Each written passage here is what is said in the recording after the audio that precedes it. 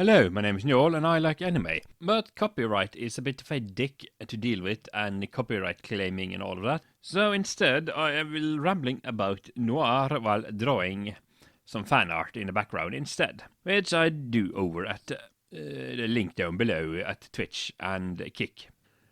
So, what is Noir?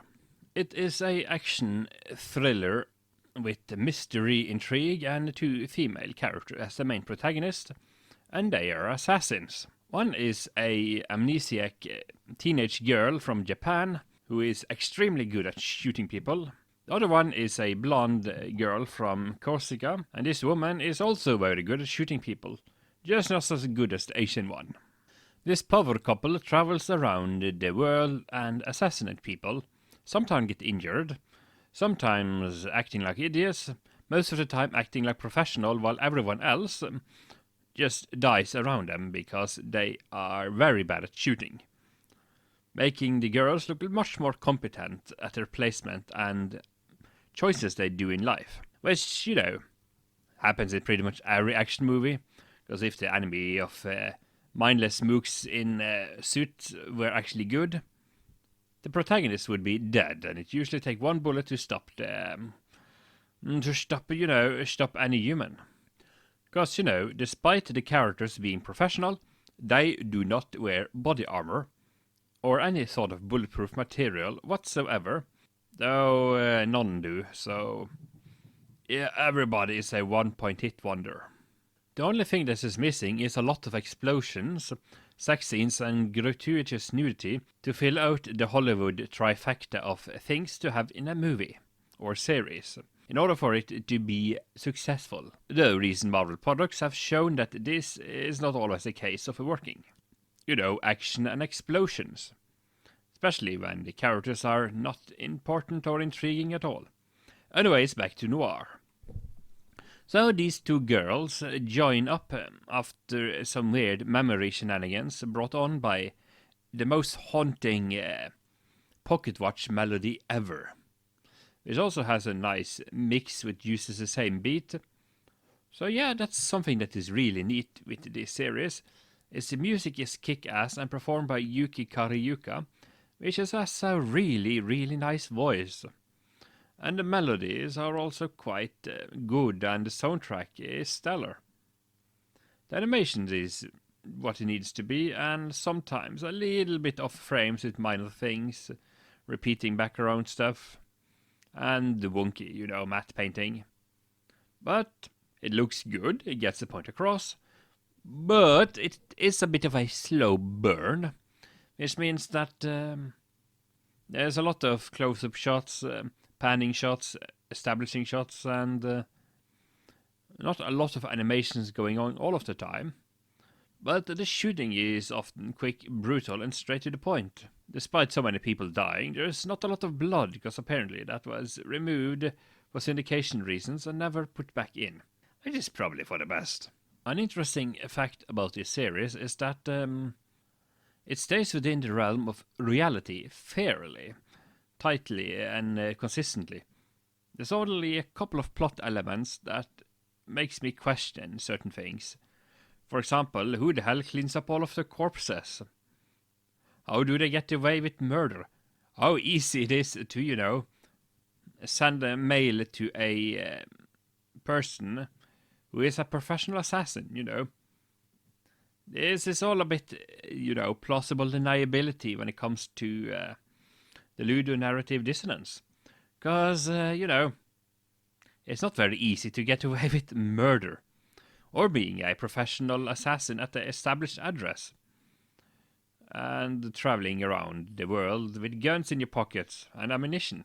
Though this is a earlier time before, 9/11, so you just have to accept that this version of reality has lacks airport security, or they somehow put it into carry-on luggage. Now, the reason I know what this series is about is because I came across it on the early days of the internet when Japanese media was being uploaded and became available before all of these awesome streaming platforms made it plausible to get things the easy way with a click of a button instead of 5 and a hard disk space. I also know one thing, and that is the dub is not totally trash.